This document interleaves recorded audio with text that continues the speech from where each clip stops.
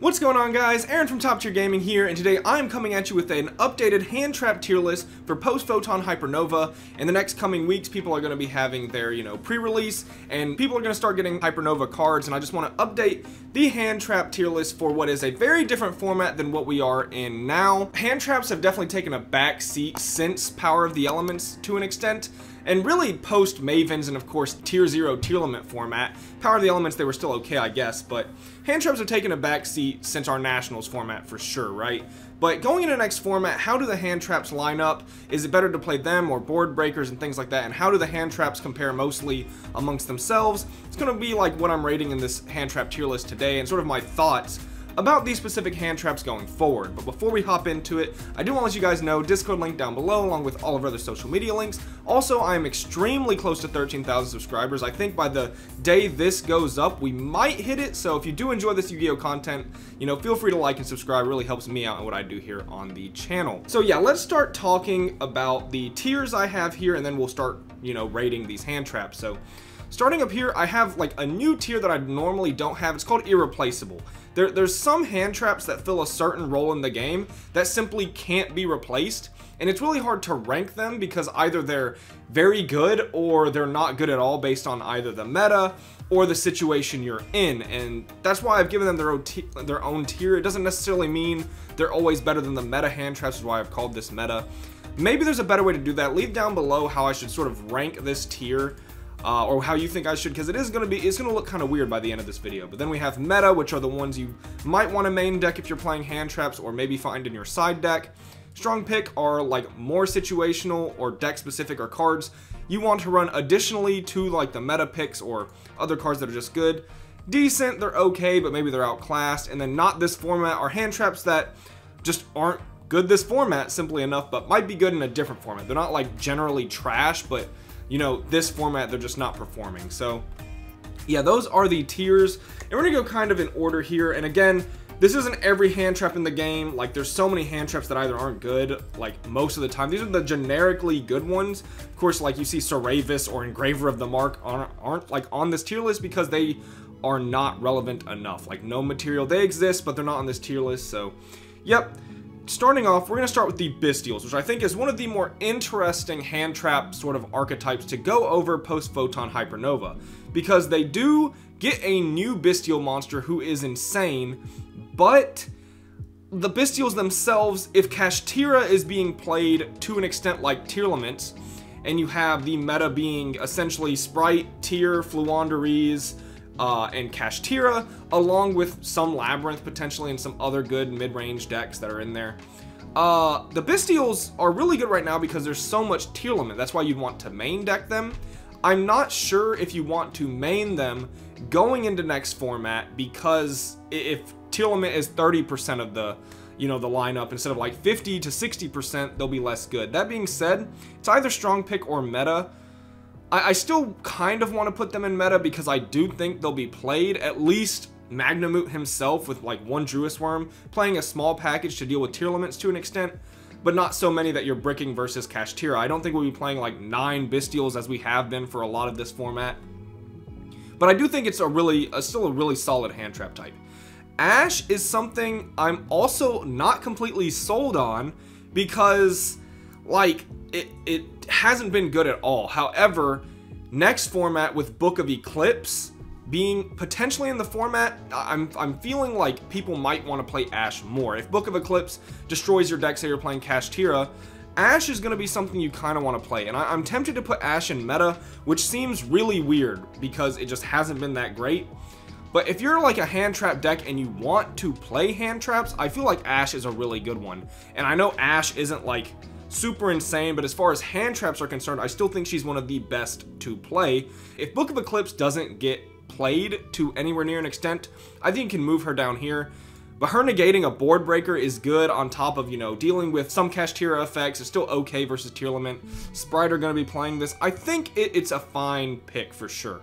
In fact, I'm tempted to still put it in strong pick because I'm not sure how great she'll be. That being said, I think either one of these slots are kind of fine with her. I'm going to put her in strong pick, though, at the end of the day. I don't think she'll be that crazy. Ghost Reaper in decent. Honestly, like, with Crime, I feel like this card was never as good against Tearlament as it should have been. Hidden Kick Kalos was super nice, but now there's a deck in the format that kind of does what Ghost Reaper does anyways, and it's still not like the craziest thing in the world. She's really good, but I don't think she's something you should probably be playing next format, unless you have so much extra deck space that it's fine. Like if you're playing Fluandereeze, this card's still okay, because if you can hit either a Rise Heart or Kick Kalos, and you can fit a bunch of Cherries targets, she's okay, but I don't think she's amazing, personally. Retaliating, this is Retaliating, right? No, this is Contact C. Not this format. It's really good in formats like Tri-Brigade where they lock themselves and they can't do anything afterwards. DD Crow is decent. I feel like, obviously, since Tyr is extremely powerful, Crow is good, but there's nothing really right now that Crow hits that Abystial doesn't, and Abystial is just so much better than Crow. So, as long as Bystials are in the meta, Crow isn't good. Now, if you're in a format where, say, Sky Striker is super popular and Crow hits, like, Engage, then Crow can be better than a Bystial. That might be a bad example, because versus Ray, you'd rather have a Bystial. But, you know, formats where not a light or a dark in their graveyard needs to be banished, that's where Crow is now going to shine, in my opinion. And I think Crow is only decent, something you play sort of in addition to the Bystials, if you ask me. Cycle Reader, not this format. There's no light decks. Orange Light. This one's always weird to rank. I'm going to say this one's weird to rank because only one deck can play right now. It's Tier. I'm not going to rank this card. I added it to the tier list because people used to bring it up, but only certain decks can play this. And in those decks, it's fine, but it's hard to rank as a generic hand trap, right? Droll is, you know, tentatively decent. Have I really given this enough thought? Kashitra search like up to 3 times. They have Fenrir Search, Unicorn Search, and Planet Search. And they're running Prosperity. Tearlament Search once or twice, Sprite Search about twice. This is good versus Flunder. I think Droll could be like a strong side deck hand trap next format.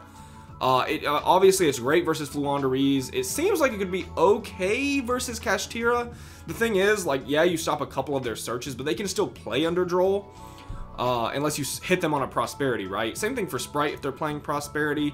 And this card is not great versus Tyr. I think Tyr is one of the weaker matchups, although if you catch them at a good point, Droll could stop like a +2 or a +3 from them even, and maybe make the turn more bearable to push into. It's either decent or strong pick for me, because I don't want to say it's like that great, but I don't think it's bad. I think this, versus the decks in the room, it's definitely strong as a side deck option if you want more, right? Baylor, I think, is a strong pick, definitely above Droll if you ask me. Baylor is always solid. It hits just about everything to some extent. I feel like Baylor and Imprem are particularly good against some Kashitra hands as well, because if they special summon and they don't have an extender past that and you can stop them there, they can't really summon anything else except a Rise Heart. So it kind of depends. You need it with other hand traps, but it's also good versus Fluandereeze, which should be decently strong. It's solid versus Tearlament. It plays into Tactics, but it's still a really solid hand trap. Gamma, I think, is also a strong pick. Too meta?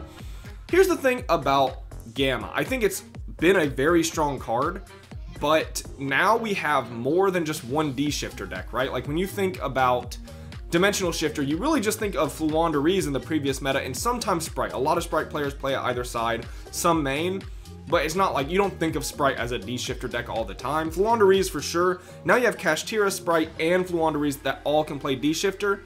I think if you're playing like a rogue deck or any deck amongst these and you don't want to get shifted, this is a meta level pick for you. Gamma is insane. It's also just a bonkers go second card, so I do think Gamma is above like a strong pick. I do expect this to see some play, at least for Shifter, depending on what decks are good. And if you're playing a rogue deck and it might not seem meta relevant, there's a lot of rogue decks that will need to play Gamma to counter Shifter. So, yeah. Mourner, I'll say decent. Mourner is just like always less good Baylor or Imperm. If you want to play 9 Valors is usually when she comes into play. Now there's some decks like Speedroids that will play her because she's wind, and that's where she's more niche usage in certain decks, but I'll just say she's decent. Ghost Ogre, this one's interesting because if you think about either, I think this card is actually decent to strong pick. I'm going to put it in strong pick, which sounds insane, right? This card is not that good versus Tearlament, hasn't been that great. However, if you consider the decks to be Fluandereeze, Kashitra, Sprite, and Tearlament, I've always put more faith in Ghost Ogre than some people. Wow, that came out really weird, but yeah, Ghost Ogre, especially in the side deck, can be really good versus a lot of rogue strategies. Versus Sprite, Ghost Ogre is insane, especially when people aren't really prepping for Ghost Ogre. Versus Tearlament, it hits exactly Time Thief, Redoer, Planet, Drago Stapelia. It's not good versus Tear, let's throw that out, but it can hit certain things. Versus Fluandereeze, this card is great as long as they haven't dropped Shifter. And versus Kashitra, as long as they haven't dropped Shifter, this can hit Birth, which is okay. Honestly, I'll put it in decent. It only really hits Birth versus Kashitra. And then the decks it's good against, both Sprite and Fluandereeze. If they have activated D-Shifter, it is completely irrelevant because it can't go to grave. So in a vacuum, I think this card is actually a lot better than people are giving it credit for. In fact, I'll put it up here. But I feel like D-Shifter is one reason this card could be not that great, and I feel like another reason is it really only hits Birth and Kashitra. If it hit another card in Kashitra besides Birth, I'd say it's a little better, but yeah, I don't think it's terrible. If you're playing something like Punk and you play this as a 1-of to search, I think it really shines, but that's about it. Chaos Hunter, I'm going to preemptively put this in strong pick, especially for Tearlament, as a way to potentially counter Kashtira's one. Brigade Sprites, another. Fluandereeze is one. Well, actually, really weird versus Fluandereeze because they don't special summon, but I've seen this pick up in Tearlaments. Also, they're using it to pitch like Agito and Kelbeck. I've seen a couple of that running around. I think Chaos Hunter could be very good into the Kashtira matchup. It just also sort of depends because if they start... No, it's just really good into Kashitra, isn't it? It's pretty good into Kashitra regardless of almost what they're doing. I think this card has been seeing a little bit more hype going into next format. I haven't tested it enough myself to give it the most solid answer ever, but I think that Chaos Hunter is looking up. I'd put it above decent because it is like a very strong side deck option for just floodgating certain decks out. So I'm willing to put this in strong pick. Imperm, I'm going to say, is meta. Is definitely just the best hand trap at almost all times. The best low impact, right? Like Nibiru, Gamma, they're a little Droll. They're a little different depending on the format where they are the best hand traps. You consider something like D-Shifter.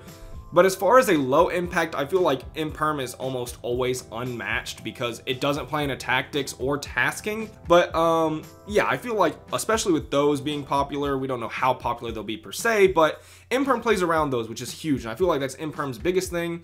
Also, it's a good 6th card unlike Baylor, so yeah, Imperm is a meta option. Almost every deck, even Tearlament, when they don't play hand traps, oftentimes play Imperm, so Imperm's insane. Lancia is interesting. I think Lancia is a strong pick because, again, I'm considering it to be currently a 4-deck format between Tearlament, Kashtira, Sprite, and Fluandereeze. If that ends up being wrong, some of this tier list is wrong. If a ban list happens that alters some of these decks being good, this will also be different, and I'll probably update the list. But if I consider that a 4-deck format with Labyrinth as like a Rogue 5th and some other decks in that Rogue 5th slot as well, Lancia is insane, right? It's really good versus Flunder, and it's really good versus Kashitra. I've seen it end turns in a lot of lines as well, so I think this card could be okay. And then depending on evenly matched popularity, if that's really popular and you need a way to protect yourself from evenly, this always has that sort of option as well, although that's a very niche situation and usage it has. But I think Lancia could be good. A really strong side deck option depending on how popular Kashitra is, of course, and Fluandereeze respectively.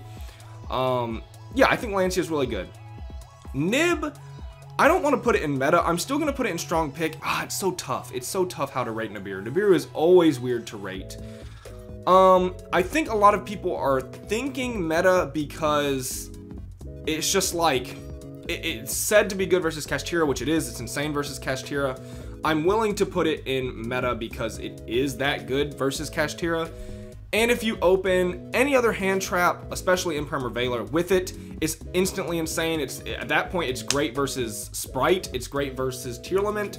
Well, I'll just say it's okay versus Tearlament, but it's not that great versus Flunder. So it's really, I think in the side deck, it's 100% a meta choice. But I'm not saying you 100% need to main deck this card, but I do think Nibiru is coming back in a big way because it absolutely obliterates Kashitra to an extent. I'm not going to say you lose if you get nibbed, but it is very good versus Kashitra. Phantasme, not this format. Been a minute. Ever since Sprite has existed, even though it links, because of Gigantic, this card is really bad. This is Retaliating. This card's not that great right now either. Token Collector's not that great right now either. Skullmeister I'm gonna put in decent because it's like, right now I'd say it's about equal with Crow, because this can hit things like Nimble Angler. It can hit certain effects in Graveyard like Scream and Soulyak and things like that, where Crow doesn't really do anything to them, and it still hits tier limit names even though it can be chain blocked. So I do think this is a decent pick, sort of on par with Crow. If you're just playing, either your deck can't play the Bestial so you need to play these, or we're in a format where the Bestials aren't good. Yeah. So now I'm going to put D-Shifter in Irreplaceable, and this is a card where this format, and because of tier limit and some other formats with this card, yeah, it's insane. There's nothing that replaces D-Shifter. In fact, D-Shifter actually warps decks. Now we have, people call them D-Shifter decks, right? Like, oh, Flouanderies, it's a D-Shifter deck. Oh, Sprite, it's turning into a D-Shifter deck. Like even Trap Tricks. Not everyone uses this term, so if you've never heard that and I sound crazy, you know, that might be a thing. But a lot of people actually call these things D-Shifter decks, and they look at Kashitra, it's like, oh, it's another D-Shifter deck. He names decks almost. Like, if your deck can play Shifter, you're playing it because tier limits are that powerful. And, yeah, Shifter's insane. He's definitely the strongest hand trap of any of these on the list. If you open him right, he has his downsides where you draw him mid-game or something. He's not that great. But D-Shifter, nothing can replace him, and that's why I'm going to put him in Irreplaceable. Not every deck can play him, which is why, again, I said this tier would be kind of weird, but yeah, I think that's enough talking about D-Shifter. We know how crazy this card is. Now, this is Sneaky C. I think that's what they're calling it. This will be released in Photon Hypernova. It's a new C card. If you don't know what it does, essentially, when your opponent special summons a monster, I'm pretty sure that's the requirement, you can special summon him on your field in face-down defense position, and then during the end phase, he flips face up, and then he destroys all monsters your opponent controls. So he's like a Mirror Jade in that sense, which seems really good, but now your opponent can interact with him through like Unicorn or Kaleido Heart or anything that can remove him from the board, and then he does nothing. So I actually think this card could be decent. That's where I'm going to put it tentatively. You know, I don't really know. This card is brand new. I haven't been keeping up with it in the OCG. I don't think it sees play, but in some formats, I think this card could be good, and in this format, I'm willing to mess with it. I don't think it'll be that great. I think it'll be solid enough to where it's not hindering you if you play it, but I don't think tier limit format is really the format for it, but since it's so new, I'm going to put it in the decent tier. Now, another hand trap I want to talk about is actually Ghost Sister and Spooky Dogwood, which I'm going to put in Irreplaceable, and that's because there is, again, nothing that replaces Dogwood. Dogwood is, in my opinion, one of the best hand traps in the game for a very specific thing in Yu-Gi-Oh! Obviously, and she's one of the reasons I actually made this Irreplaceable tier, is it is always extremely hard to tier Dogwood because she is so specific, but during that moment, there is no other card in the entire game that matches what she does. If you draw her in a Game 3 situation with like 3 minutes left on the clock, she wins you the game. There is no side deck card more powerful than Dogwood. Not in the entire game. No Floodgate, it feels like. It feels like nothing is more powerful than Dogwood in her situation, which is, you know, 3 to 5 minutes left on the clock. You're going into Game 3. You're going first. You're going second. Almost doesn't matter. Your opponent, except unless they're playing Flouanderies, right? They lose to this card, right? If there's 4 minutes left on the clock, they're going first, and they activate anything that special summons a monster with attack, and you chain Dogwood, they have two options. They lose in time to Dogwood, or they pass doing nothing, so they don't lose in time to Dogwood, in which case your deck then can play and instantly win, unless they have Dogwood or a Floodgate of their own. And I think Dogwood is the best hand trap in the game in the right situation. Some side decks I build, if I don't have any time win condition, I have a 12 card side deck because I am forced to put 3 Dogwood in it, and not every deck plays Dogwood, and if you play a quick deck that doesn't take a lot of time to play, like you don't have to go through your deck 50 times in a combo, or it's not a deck that grinds advantage, something like Paleozoic, Sky Striker, Dragon Maid, you don't have to play it, and that's why sometimes in top lists I don't think you see it that often, although it has been popping up quite a bit. I think in decks where she's needed and you don't have any other time win condition, she's a mandatory side deck card. She is, again, in my opinion, the most powerful hand trap in the game when she is needing to be played. And you don't put her in game 2 often, you don't put her in game 1 often unless your game 1 took 30 minutes, right? She is a time card. And for that reason, she is irreplaceable. There's nothing that replaces her as a hand trap, right? Obviously, there's other time cards, Skullmark Ladybug, Volcanic Scattershot, things like this. Red Resonator.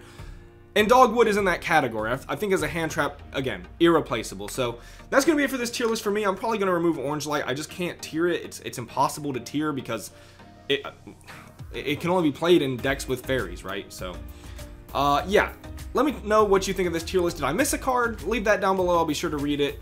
Tell me how you'd rank it a little differently, what your thoughts are going into Photon Hypernova.